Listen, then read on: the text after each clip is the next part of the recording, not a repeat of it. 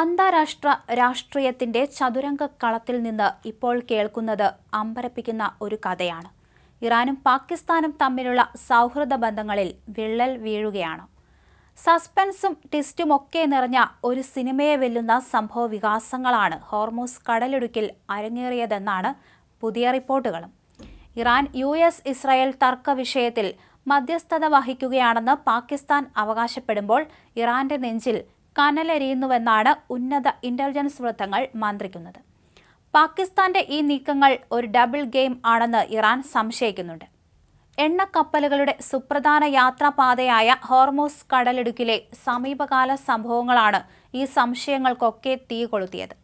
നിലവിലെ സംഘർഷങ്ങൾക്കിടയിലും ഇറാൻ സൗഹൃദ രാജ്യങ്ങളുടെ കപ്പലുകൾക്ക് ഹോർമൂസ് വഴി പരിമിതമായ പ്രവേശനം അനുവദിച്ചിരുന്നു. കപ്പൽ ഗതാഗതത്തിന് നിയന്ത്രണം ഏർപ്പെടുത്തിയിട്ടും പാകിസ്ഥാൻ പതാക വഹിച്ച 10 കപ്പലുകൾക്ക് ഇറാൻ അനുമതി നൽകി. സൗഹൃദത്തിന്റെ പേരിൽ നൽകിയ ഈ സഹായം പക്ഷേ ഇറാനെ ഞെട്ടിച്ചു കളഞ്ഞു. കാരണം ഇറാൻ കടന്നുപോകാൻ അനുമതി നൽകിയ ഈ കപ്പലുകൾ ഉപയോഗിച്ചത് അമേരിക്കയുടെ താൽപ്പര്യങ്ങൾക്കാണെന്നാണ് ഇറാൻ ഇപ്പോൾ സംശയിക്കുന്നത്. ഇത് ഇറാനെ വല്ലാതെ ചൊടിപ്പിച്ചിട്ടുണ്ട്. നയതന്ത്ര ബന്ധങ്ങൾ നിലനിർത്താനുള്ള ഇറാന്റെ സന്നദ്ധതയാണ് 10 കപ്പലുകൾക്ക് ഹോർമൂസ് കടന്നുപോകാൻ അനുമതി നൽകിയത് സൂചിപ്പിക്കുന്നത് എന്ന് അന്ന് US പ്രസിഡന്റ് ഡൊണാൾഡ് ട്രംപ് അവകാശപ്പെട്ടത് ഈ സംശയങ്ങൾക്ക് ശക്തി കൂട്ടുകയും ചെയ്തു. ഒരു സൗഹൃദ രാജ്യത്തിന് നൽകിയ സഹായം ശത്രു രാജ്യത്തെ പരോക്ഷമായി സഹായിക്കാൻ പാകിസ്ഥാൻ ഉപയോഗിച്ചു എന്നാണ് ഇറാൻ വിലയിരുത്തുന്നത്. ഇത് പാകിസ്ഥാന്റെ ബോധപൂർവമായ ഒരു വഞ്ചനയാണെന്ന് ഇറാൻ ഉറച്ചു വിശ്വസിക്കുന്നു.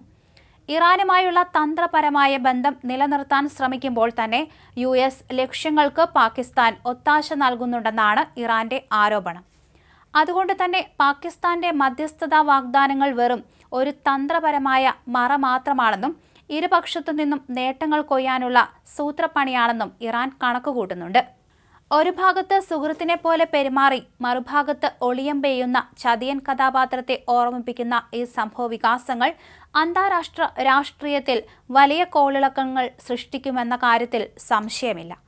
ഈ നയതന്ത്ര നീക്കങ്ങൾ എങ്ങോട്ടാണ് പോകുന്നത്, പാകിസ്ഥാന്റെ ഡബിൾ ഗെയിം ഇറാന്റെയും US-ന്റെയും ഭാവി ബന്ധങ്ങളെ എങ്ങനെ സ്വാധീനിക്കും എന്നൊക്കെ ഇനി കാത്തിരുന്നു കാണേണ്ടി വരും. എന്തായാലും ഈ ഒരു വിഷയത്തിൽ ഇടപെടാം എന്നുറപ്പിച്ച് പാകിസ്ഥാൻ രംഗത്ത് വരികയുണ്ടായി. അതേസമയം അമേരിക്കയുടെ ഒരു പ്രതിനിധി പാകിസ്ഥാനിലേക്ക് പോയി കാര്യങ്ങളൊക്കെ തന്നെ വിശദീകരിച്ചു. അതിനുശേഷമാണ് ഇത്തരത്തിൽ ഇറാൻ തിരിച്ചറിഞ്ഞിരിക്കുന്നത് പാകിസ്ഥാന്റെ ഒരു ഡബിൾ ഗെയിമായിരുന്നു ഇതെല്ലാമെന്ന്. എന്തായാലും പാകിസ്ഥാന്റെ ഈ ഒരു തന്ത്രപരമായ നീക്കം ഇറാൻ തിരിച്ചറിഞ്ഞു എന്ന് വേണം കരുതാൻ.